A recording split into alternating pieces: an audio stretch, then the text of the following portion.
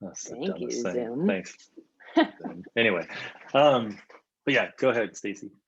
Okay, cool. So again, I'll just repeat for the recording. This is a very informal Q&A, just to kind of answer any questions that you had as you were going through crystals, materials, or as you were updating your LinkedIn, if there were things that you're like, I'm not quite sure how I should do this. And as you can imagine, a lot of this can be very subjective. So there might not be a straight answer for anything, but I think using our combined experiences and collaborating a little, if you will, we can come up with something that we think is really eye-catching for your LinkedIns. So with that, did anybody have any questions off the top of their head, or just want to talk or brainstorm anything? I'd love to hear just how it went. Like, did you find Crystal's videos useful? As you were going through, like, did you make, kind of what you would feel like are substantial changes based on her information? Yeah, sure. I'll start. Definitely very helpful. I've I've been seeing very similar things around, Twitter and whatever, and how to do it. But it was really nice to have it all packaged together and presented that way. And I would say I probably overhauled my LinkedIn about 50% at least. Mm-hmm. And so yeah, I'm kind of tediously adding. I wish I had known to do this, but like all the articles I've ever written or the projects I've ever created, I'm adding it to the project section. That's tedious, but it's nice to. I didn't even have those before. I would like have them in my featured section as like when I post them on the in the feed or whatever and link to those. But I cleaned that up too, so that I'm using my open graph meta tags as the main source of the image and stuff, and not just nice. yeah. So it's been really cool. That's great. So thanks for That's really good putting that together. Yeah. Yeah. I rewatched the videos this morning, and I just like Crystal just such a good job of just like presenting it, and I think the information is really good. I wouldn't necessarily say I agree with 100% of it, but like most of it, like, I mean, she is the professional here at this kind of thing. So, Daria, I did see you had started on mute when we asked for questions. So, did you have something you were wanting to ask? Yes, actually. I found the videos very insightful, but I was wondering about the featured section. So first of all, in the first video, she talks about the featured section and how you should add projects in that section. And then in, I think, the second or the third video, she talks about the project section that is way below under experience and everything. And she says that you should also add all of your projects there. So I was wondering, should I repeat my projects, or is there like which place is better for them? And also, should I link to my live projects, or should I link to GitHub? Yeah, it's a really good question. So my perspective on that is that you want your sort of project section to be pretty complete, like all the things that you would, like most of your projects, if they're kind of in a presentable state. In the featured section, maybe pick out like the one or two that are kind of stars, like kind of like the runs that are really, really in good shape or that you're most proud of. She does give the advice to link to your GitHub in the featured section as well. I think that's probably a good tip, because then, if people are like, oh, these are great, and they want to see more, it's right there. The thing about the featured section is that it's much higher up the page, so people may never get to your projects section, if that makes sense, right? Yeah, there's like, feedback? Yeah. On that same note too, like James was saying that he was using images from the actual project whenever he was featuring those, which is amazing, but sometimes you don't have access to edit that code in that way, or you want to add multiple links, etc., to your features. So in that case, what I recommend is, instead of like when you're selecting the feature and you select, I think it's like URL or something, select media instead. Take a screenshot of the part of the app that you want, and then in the description, you can add as many URLs as you want. So you can link to the live project and the GitHub and any other resources you might want. So select media, screenshot, list of links. Yeah, that makes sense. And while I'm here, I have another question actually. So this is not my first career, and I had like 9 years of working in marketing before that. So how much of that experience and accomplishments should I have on my LinkedIn? That's a great question. And actually, I'm in the same boat. So I worked in higher education administration for 7 years before I switched over to web development. And 23 years later, I still keep just the last 2 things that I did in higher ed on my CV. And there's like 5 or 6 things I'm leaving out if I do that. And I do that mostly because, especially as a manager, I want people to know that I have this background that came from, kind of like human development and counseling and that kind of thing. Because I think it does contribute to what I'm doing. And for you, like marketing, you could easily find yourself at a marketing agency, or even like, the group that Stacy and I are in, we do a ton of work with our marketing group. So it's really helpful to have that perspective, even in just like a SaaS company, right? So I would think it'd be valuable to include some of that, like whatever you think is sort of most impressive and relevant.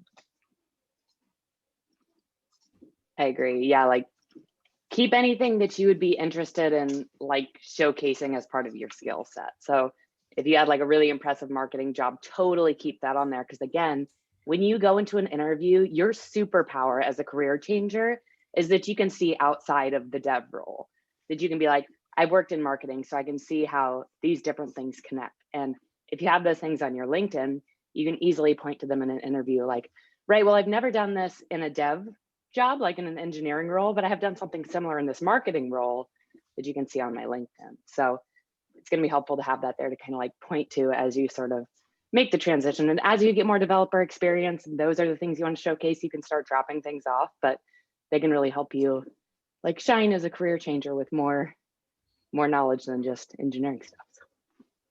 Yeah, I can say that at my company, customer focus is a big deal. And it's something that there's a company-wide effort right now to help developers focus more on the customers and understand that customer experience. So being able to come in as a marketer and say like, that was my job, that's what I did, that could be a real asset. And New Relic's hiring, right? Yeah, always. Daria's looking. So. Great.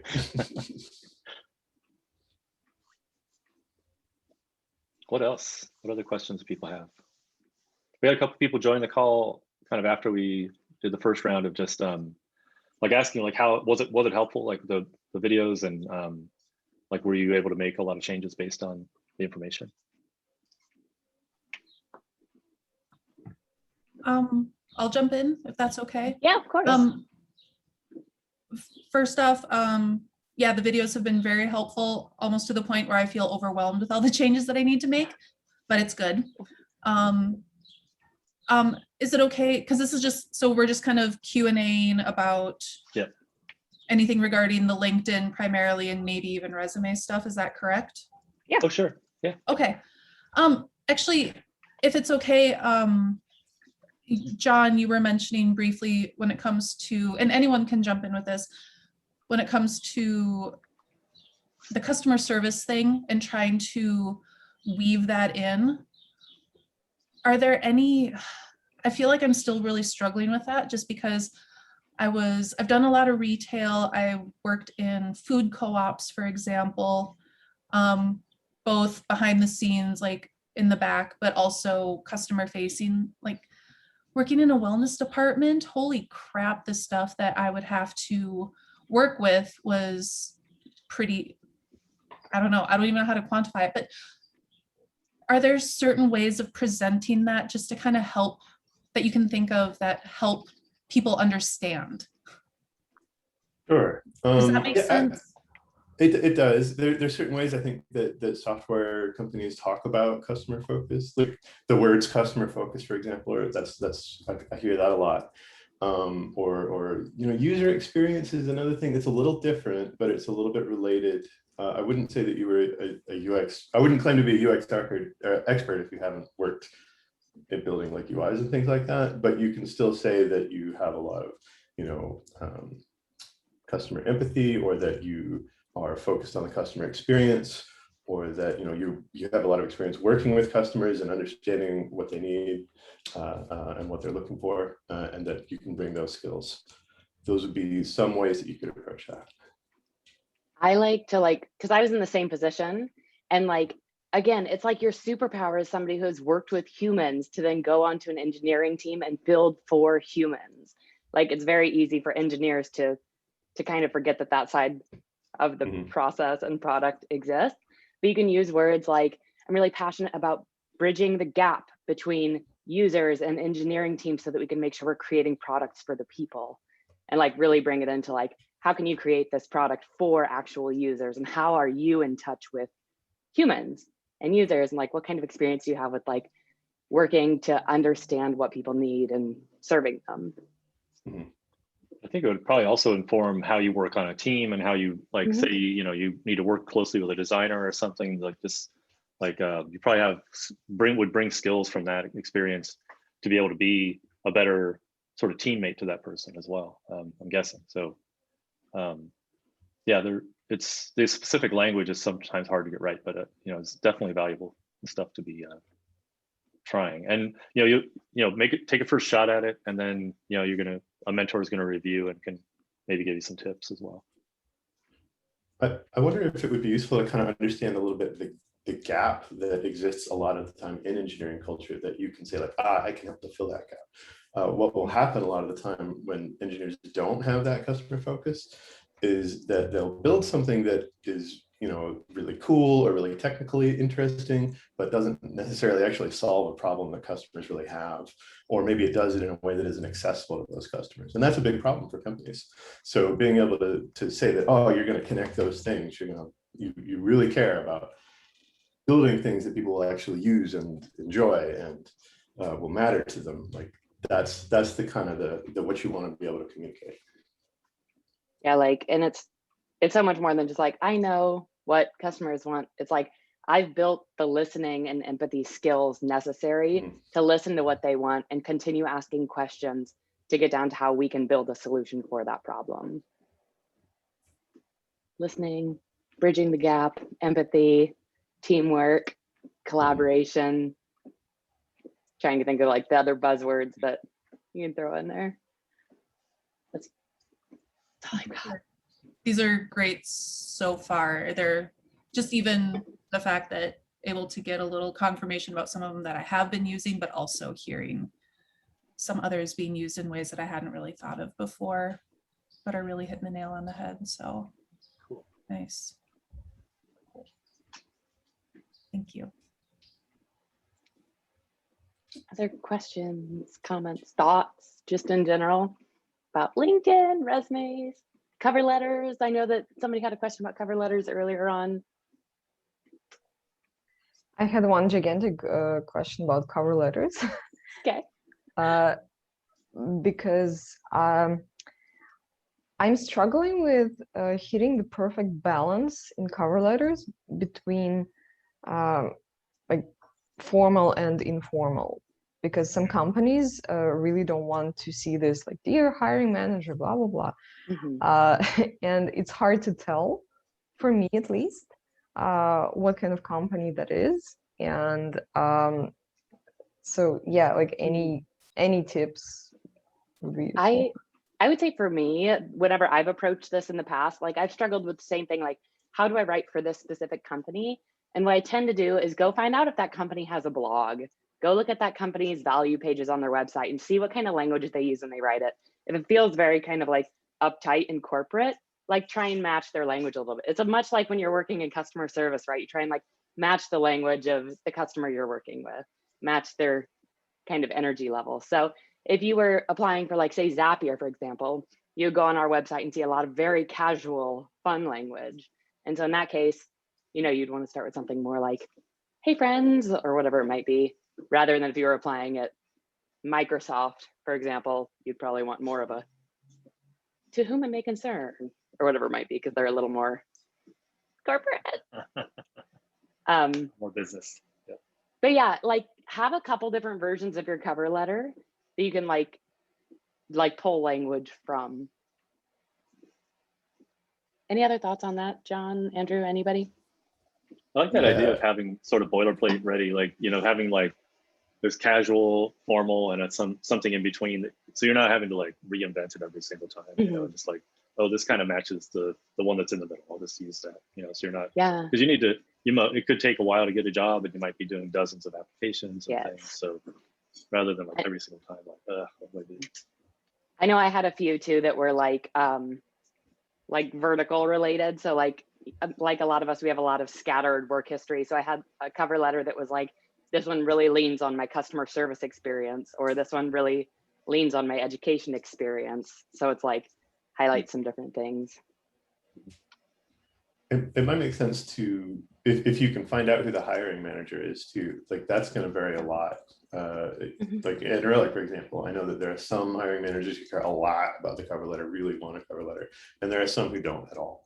And so their attitudes and what they're looking for is going to vary. So if you know, if it's available information who the hiring manager is, just look up a little of their background. Do they work at a lot of big companies? Do they work at a lot of very corporate kind of companies? Do they work at a bank or something? You know, they're going to be kind of at one end. If they work at a lot of little startups, they might be at the other end.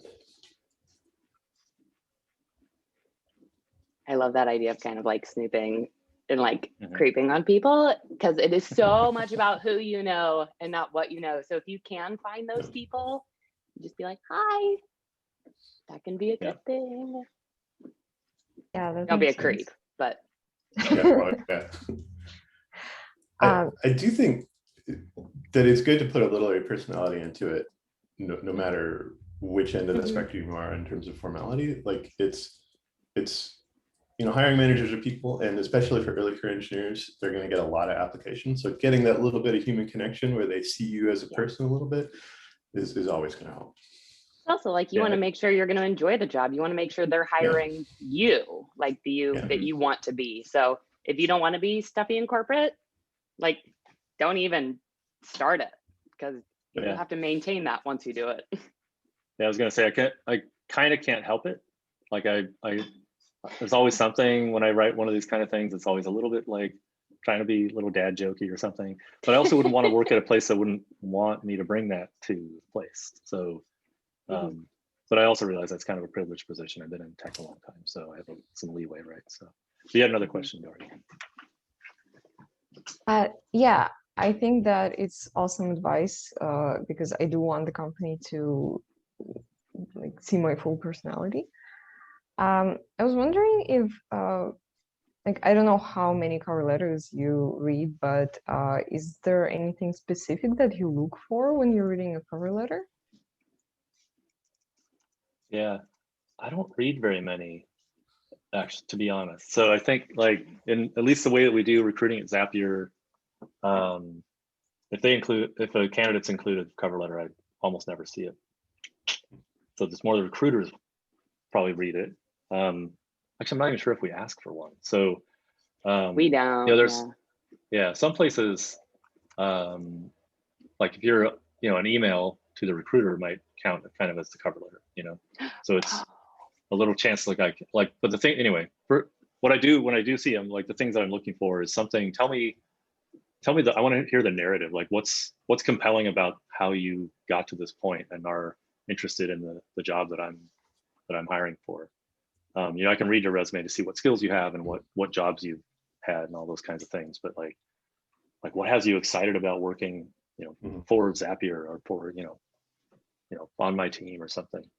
Yeah, so like Andrew was saying, we don't ask for a cover letter because we have you fill out like a questionnaire. And when people ask me like, do you have any tips for applying at Zapier? What I always say, and I think this probably applies for every company you're applying for, is like find their values and then try and take those values and weave those into your experiences to show how your previous experiences highlight that you can live those values. So like if one of their values is default to transparency, for example, like mention like in my experiences doing this, I was able to, default to transparency often and encourage that on our team. Just kind of show that like, you've already got what it takes. Like just hire me already. Another thing about the dear, how you were like, who do I address? If you can find out if their company calls their people a certain thing, like Zapians at Zapier, for example, or like, John, do you guys have anything that you call your relics? Yeah, relics. We call the employees relics.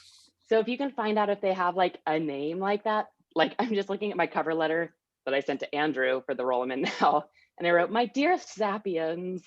But like, if you, that makes it like fun and really personal. I'm like, oh, they know us. This feels very comfortable. Okay, John.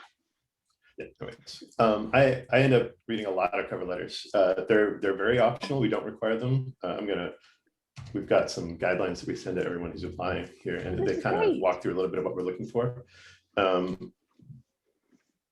But I do read all of them that people send in for the Ignite program. And what usually stands out to me is a lot of the stuff that Stacy mentioned, mostly around where they're going to talk about why they're excited about the particular job. Like, what is it about this role that has you excited specifically? Or to some extent, this company. So I think those are the things that I would put in a cover letter. I would, like Andrew said, I would not repeat stuff that's already available elsewhere in your resume.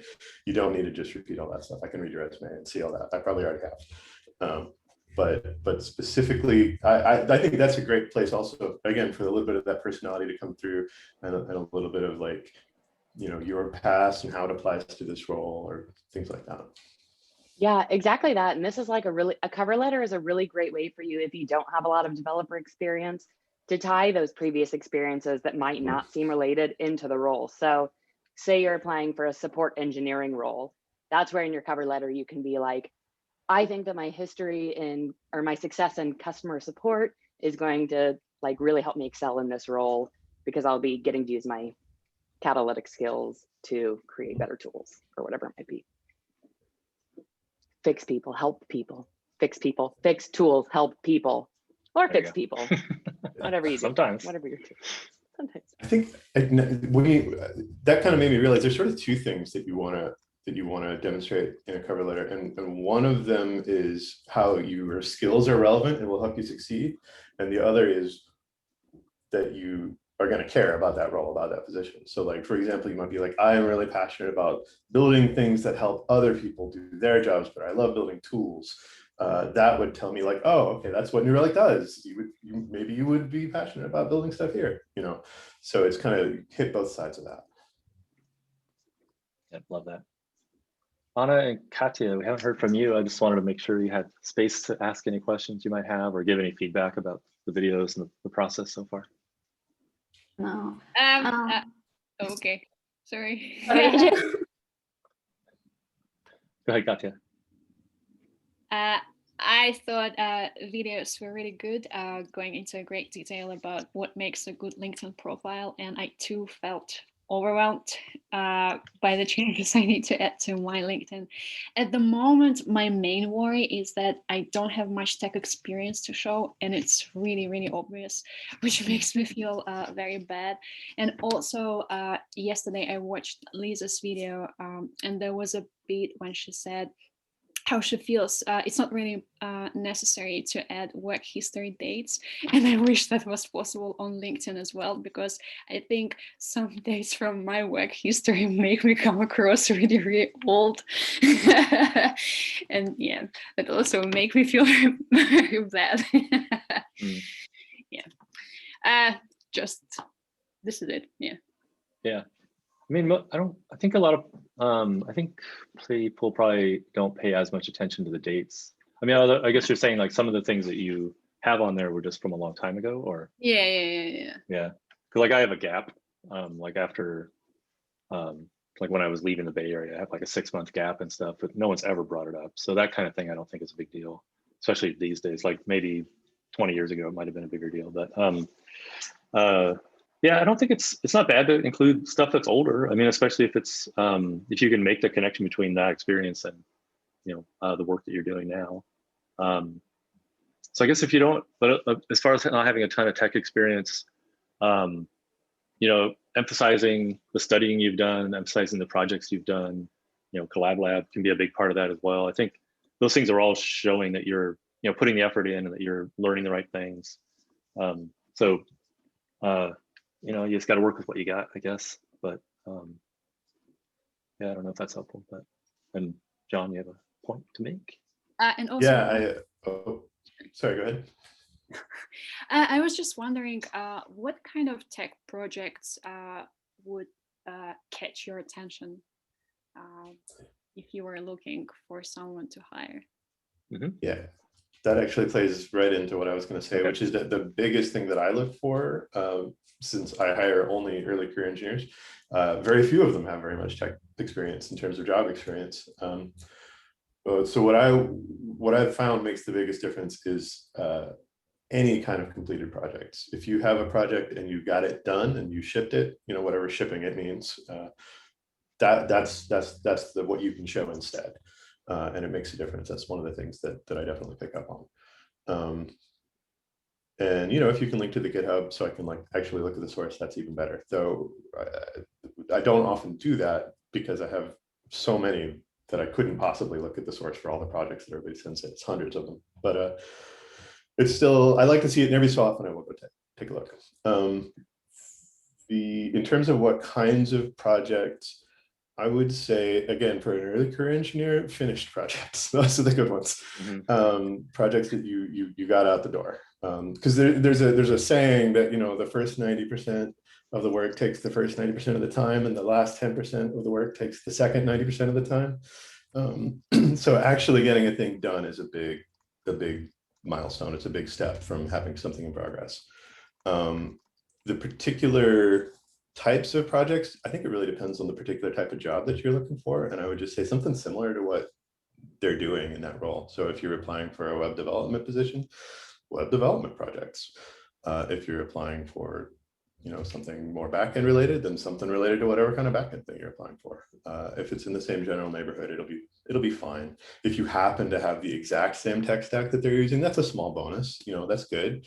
But most of the good employers, I think, look more for the ability to learn new things and pick up stuff than like a specific stack. You've specifically worked with the exact same things. So it never hurts. I think too, something that can be helpful if you're in a job that will allow you to do this, or if you can do it in your free time or whatever, if you can build a solution to a business problem, that can be really powerful to talk about in an interview. So if at work you have like a really repetitive process that you have to do all the time, if you can write a script to automate that, even if it's not using the tech stack you want, you know, maybe it's not in React or whatever, you can still be like, here was a business problem and here was my solution. Like, I'm really passionate about exploring technical solutions to problems so that, you know, we can use our time to do more valuable things. It just shows that you have like, you're business minded too, which can help get a job. Andrew, I wanted to, I read your comment in the chat and you said more impressive is seeing 2 finished high quality projects, but I'm curious about like the scope of that, because since graduating last March, I've probably made, I don't know, 20, 30, 40 projects and they're complete, but the scope of them aren't like epic. It's not like, you know, like, you know, on the scale of Twitter app or something. It's like, you know, one of them is just like a funny, not funny, but like a kind of useful workout app that I built, and it's called GIF-Fit, and it uses GIFs to, and it cycles through like kind of like in a hit circuit. It's not, you know, that difficult to code, but my question is like, what do you mean by high quality? Yeah, I guess the things that I would look for, because like John, I'd look at the finished thing first. Like I'd go to the interface and just try to interact with it. So, you know, if it's simple to use, like I can tell, like, especially sometimes it's hard to tell, like on group projects, it's a little bit hard to tell like who did what, right?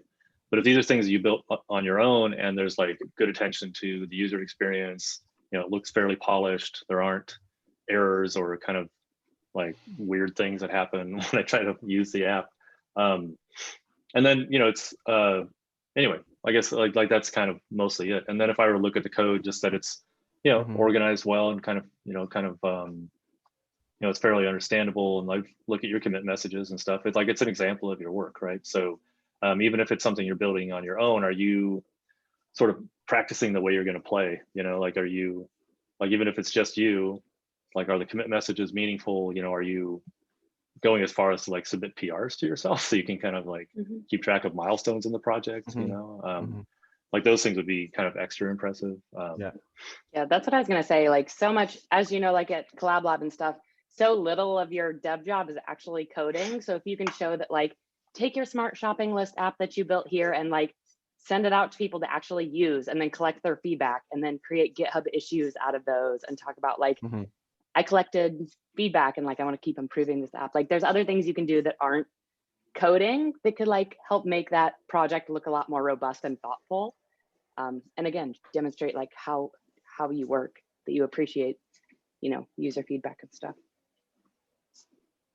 Yeah, thanks. That's good advice, especially about the shopping list. I've already started to update it already, but I didn't even think to create PRs and my own issues. A good idea. So I may have to go back and do that. Yeah, documentation is so important. So if you can show those, you know, future employers, like, here's how I create a bug report in GitHub, or here's a, you know, feature request that I would like to complete. And it's like detailed really nice. They're like, oh, even if your tech skills aren't super intense, like you're very organized and thoughtful, and I like that. Yeah. So I pick you. John, you had something to add to that? Mostly no. I agree with everything Okay. both of you said. I don't think the scope of the project is nearly as important as how it's executed. So a small project done well in the ways that Andrew described, I think, is perfect. And like tracking it with the GitHub bugs, like having actual tickets that you then address, whatever, like that, that's really good sign too. Cool. That's good to know, guys. Thanks. Yeah. Okay, Anna, come back to you. Yes. Okay. The videos were very helpful. I made some change in my LinkedIn profile, but I'm still working in others. But I don't have any question, because with the question that asked Daria, is my dogs are answered well, so it's okay. Okay, good. Awesome. If any of you do come up with other questions as like time goes on, or, you know, in the next couple of days, whenever it is, like always pop back into Slack. You could be gone for years from now and have a question about LinkedIn. Come back and ask it. Like there's a whole group of people here that are experienced with this and want to help. So always be very open with your questions that you have.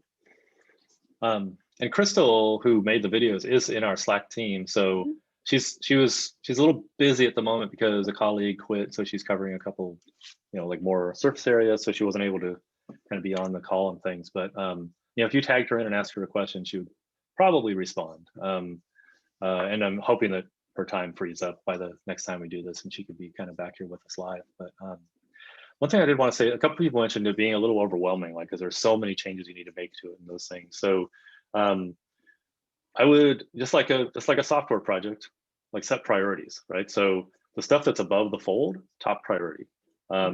So you know, like especially like the title, your current title, your experience, those featured projects, that stuff that's up towards the top of the page are the things that, you know, people are going to scan, and if they're interested, they're going to keep going. You got to catch their eye right at the top. So you know, it's sort of broken down in these three sections. That last section with, you know, recommendations, accomplishments, all those kinds of things, volunteer experiences, those are less important to getting a job, but they do kind of fill it out and help you help people see you as more of like a complete person as well. So you know, if you eventually get to those and kind of tidy those things up as well, that's good to do. Yes, and if you can, like, write your PAL's recommendations while it's fresh, while you remember. There could be like kind of a formula to it, because it's kind of overwhelming to like sit down and have to write those recommendations. So I think you could do like, I worked with this person on X, they were really skilled in XYZ, or they like really, our team benefited because they were this way, something good about them. And then I recommend working with them in the future, or I would want to work with them again, or I recommend you hire them. So like your history with them, why they're awesome, and if you'd recommend. Yes. Which Yeah, hopefully they don't have to be super long. Yeah. Yeah.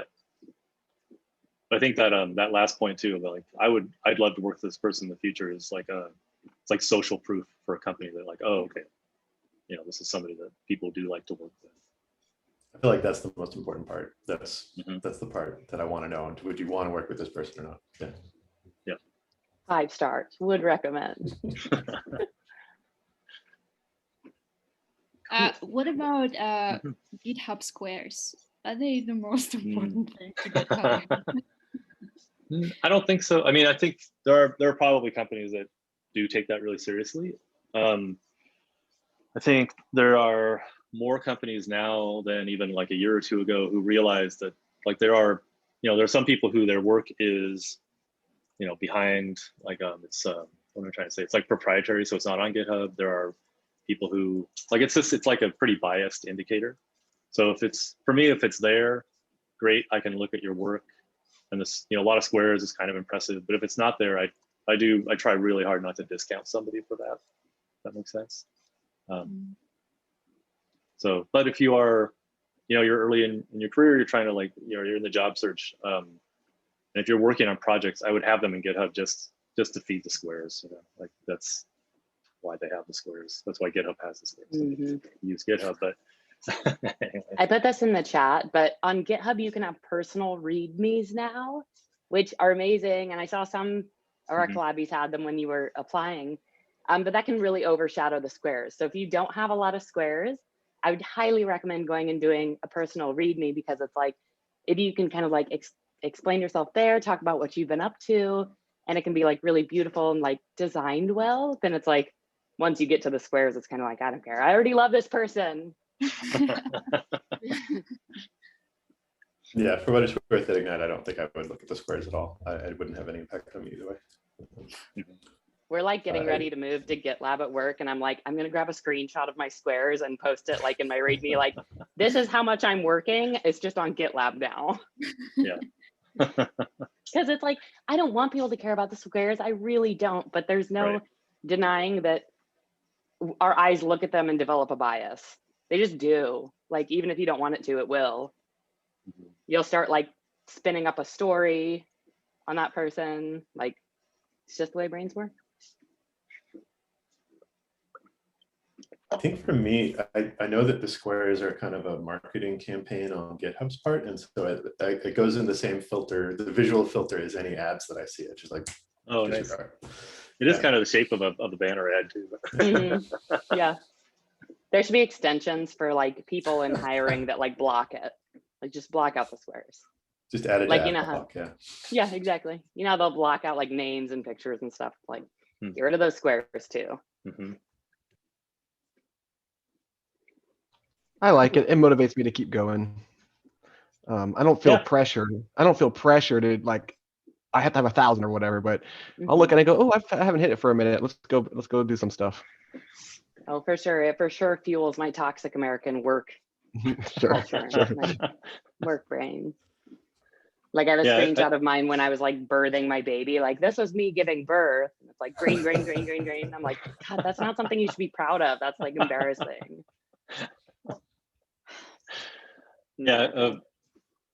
As a manager, like just doing Collab Lab the last 2 years means that I have a lot more green squares than I used to. So I haven't quite broken the 1,000 barrier in that time. So I'm every once in a while like trying to spin up just a little side project to try and get a few more commits in. I think even if you report, are they still doing it where if you report bugs and track issues, it makes it green? I know they were going to adjust that. Well, I'm good at that. In the past, at some point, every time you spun one up, it was me. Yeah, you are. Much to Stacey's chagrin. Anyway, we're a little off topic. So if there's nothing else, we can wrap this up. But thank you all so much for attending, and great questions. And I'm glad that you found it useful. Again, like Stacey said, if anything else comes up, like hit us up in the channel, and we can try tagging Crystal in if there's something that we aren't sure of. But yeah, good job, everybody. And I guess the next step for you is to kind of get these in a good state, and then send them off to your mentors and for them to review. So yep, that's exactly right. Way to go, team. Okay, don't forget, be very noisy in Slack if you have questions, or if you do something really awesome that you're like, look at the way I worded this, like share it with your friends so they can get ideas too. There's no shame in looking back at like past collabs to see what they've put, and just like, and all those LinkedIn profiles from everyone who's ever done the program are on the website. So I'm just going to dig up that link really quick so you have it. Right here. So the Who We Are page on the website, you can literally go back to anybody's LinkedIn and see how they describe the program. So cool. All right. Thanks, everybody. Have a good rest of your day. See you all soon. Bye. All right.